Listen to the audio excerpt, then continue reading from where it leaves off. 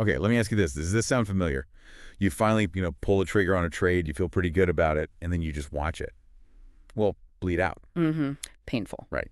And then that other trade you were looking at, the one you kind of hesitated on for like a split second too long. That one skyrockets naturally. Exactly. Takes off like a rocket. It's honestly enough to make you wonder if the market just, I don't know, has it out for you personally. Yeah, that feeling that the market is somehow against you. I think pretty much every trader goes through that at some point. And, well, that precise frustration, that's what we're really digging into today. We're trying to get to the bottom of why these trades we take seem to stumble so often, while the ones we let slip by, they look like the golden tickets. Right. It's a common pain point. So our guide for this is a pretty interesting YouTube video. It's called Trade Like Operator Perfect Enter and Exit Trading, and it's from the Stock Learners channel. Okay, perfect. Enter and X sounds like it gets right to the point. It does.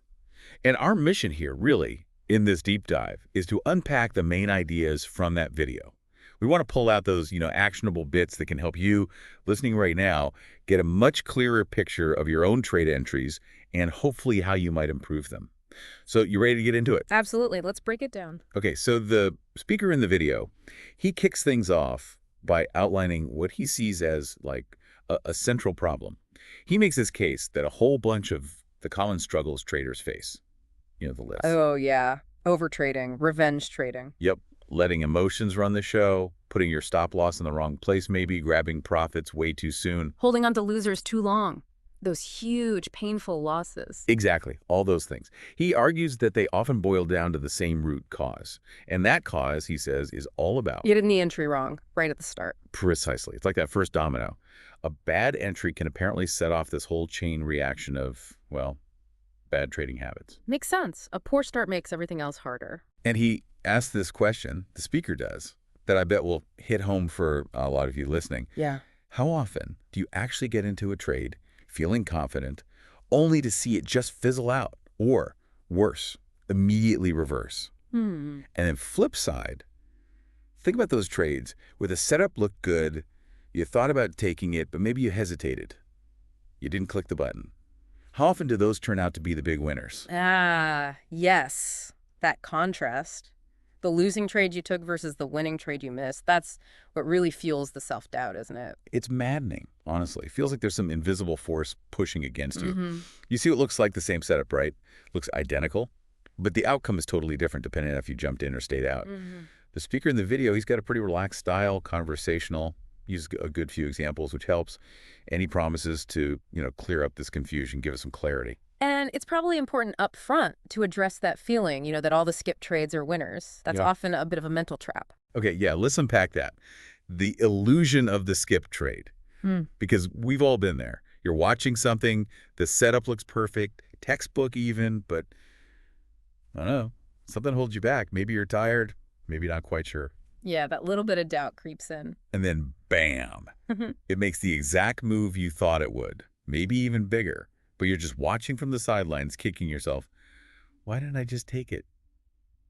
I know I definitely fall into remembering only the ones that would have worked. Oh, for sure. It's like our brain wants to prove how smart we almost were. Yeah, exactly. My brain's highlight reel of missed profits. And the speaker in the video, he has this theory about it.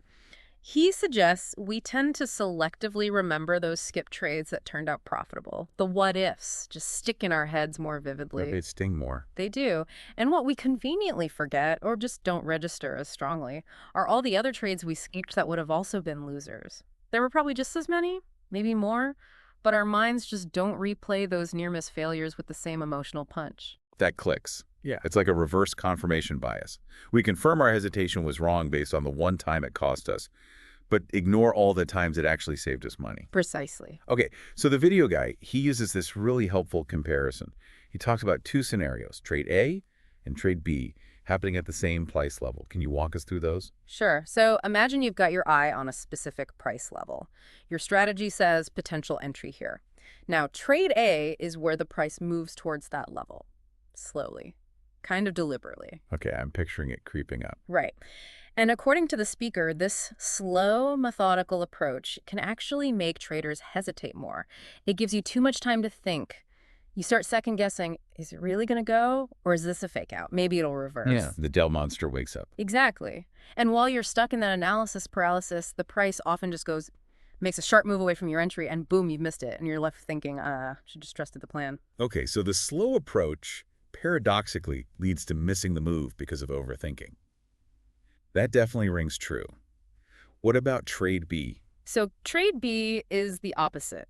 Here, instead of that slow creep, the price is maybe more choppy around your entry level. It might dip below, pop back up, hang around there for a bit. Like it's giving you time to get comfortable. That's exactly the feeling. It bounces around, maybe consolidates a little. This gives you more time to think, yes, but it also creates this sense of comfort, a bigger window to get in. You might think, okay, it's just hovering here, plenty of time to enter, and because it feels less rushed, less scary. You're more likely to actually take that trade. Much more likely, the speaker argues. Right, I can totally see those two scenarios playing out. That trade B definitely feels, I don't know, safer, less pressure. Yeah. But, and this is the kicker, isn't it? The speaker's main insight here about which one is actually better. This is the crucial part. He argues that those trades that feel the most comfortable, the trade B ones where you have plenty of time, where it felt easy to get in, often have a lower probability of actually working out well. Wow, okay, why? Because, think about it, those obvious, comfortable entry points, that's exactly where tons of other retail traders are likely thinking the same thing.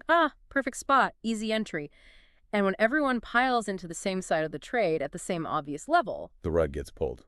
Or it just doesn't have the momentum because everyone's already in. precisely, the odds decrease. Whereas those trade A scenarios, the ones that move fast and feel uncomfortable, the ones you often miss if you hesitate, they might actually have a higher probability of being the real deal if you can manage to get in. So that feeling of comfort can be a massive trap. It lures us into trades that are maybe less likely to succeed. It seems so, according to this perspective, that comfort might be a sign that the easy money, so to speak, has already been made, or that it's a crowded trade. And then a poor entry, often in one of those comfortable but less probable trade B situations that can then lead to all those emotional issues we mentioned earlier, right? The revenge trading, the frustration. Absolutely, because if you get in at a worse price point, maybe higher than ideal in a long trade, your risk-reward calculation immediately gets skewed. Right. Your stop loss either has to be way further down, meaning more risk, Or you tighten it up, and then you're much more likely to get shaken out by just normal market noise, normal volatility, which is incredibly frustrating. Yeah, that definitely breeds bad decisions. Okay, so we've kind of identified a big part of the problem. Our own psychology, our attraction to comfort, might be steering us wrong. Yeah. So let's talk solutions.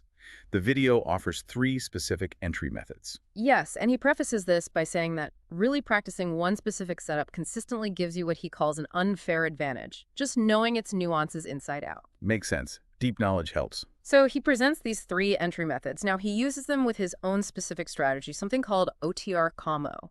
Right, OTR combo. That's just the speaker's name for their setup.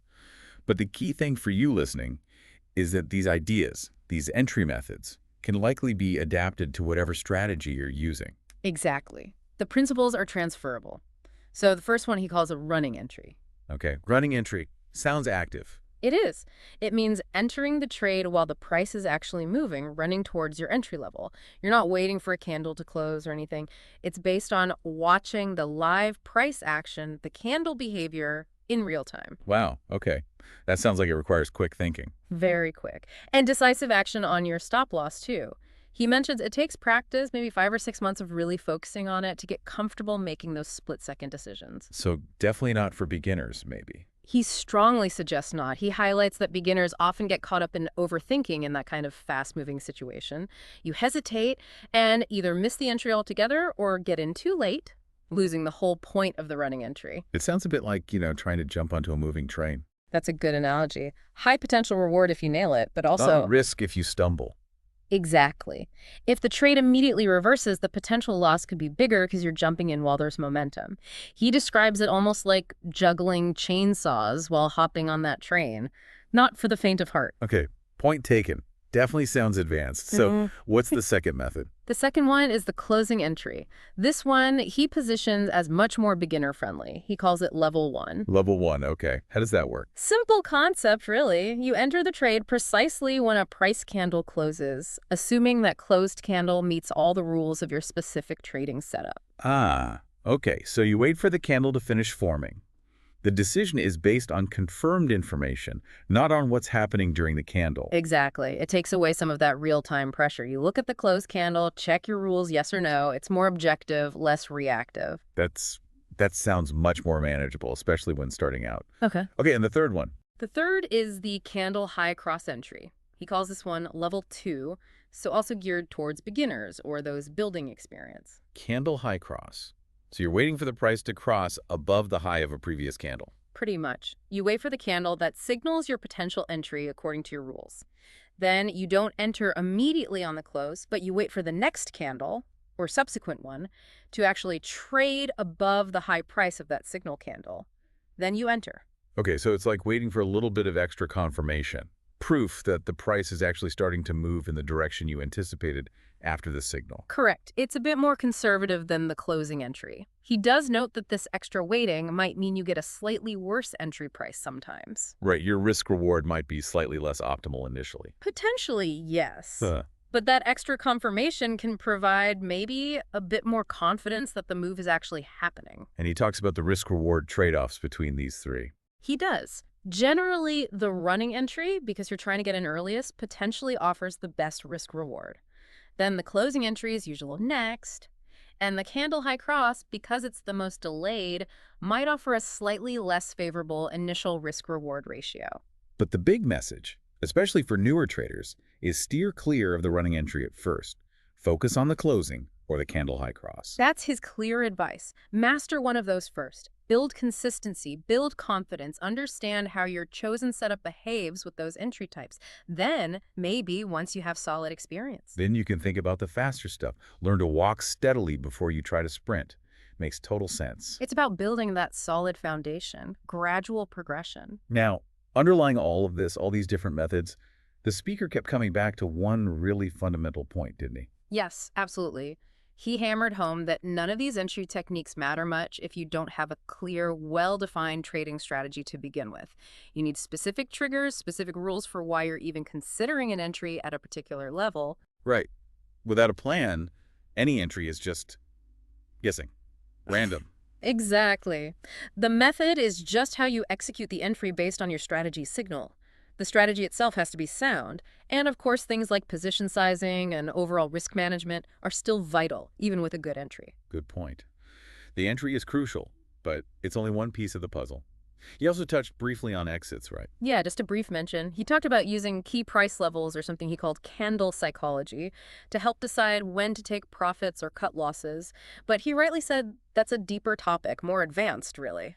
Candle psychology. Uh-huh. Just for listeners, that generally means looking at the shapes and patterns of the price bars themselves to try and gauge market sentiment, right? That's the idea.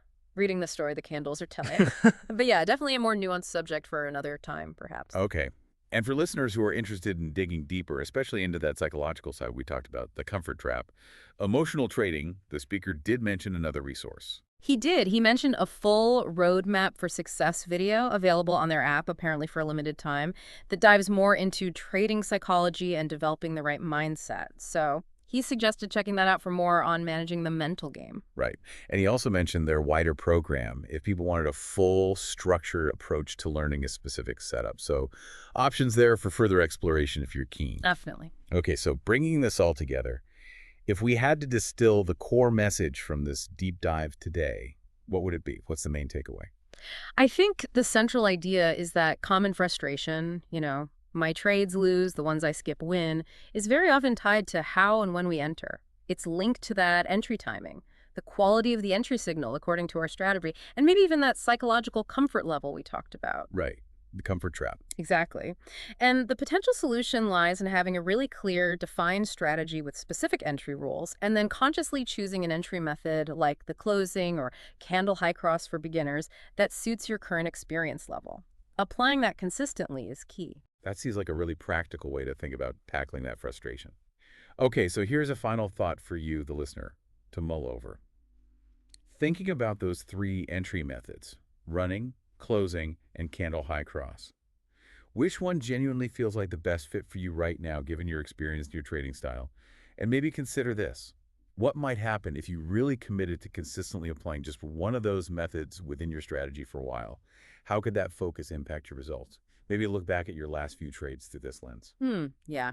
Food for thought. Definitely. Something to reflect on. Until our next deep dive, keep learning, keep exploring.